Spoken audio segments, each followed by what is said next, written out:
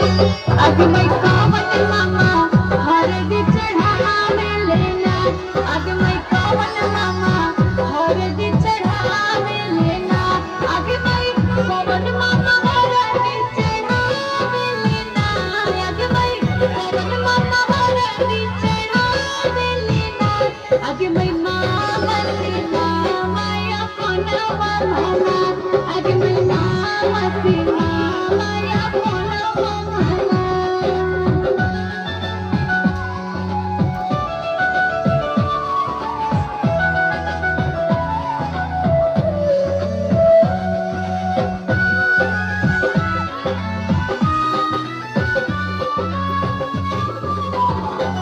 आगे मैं कौन भैया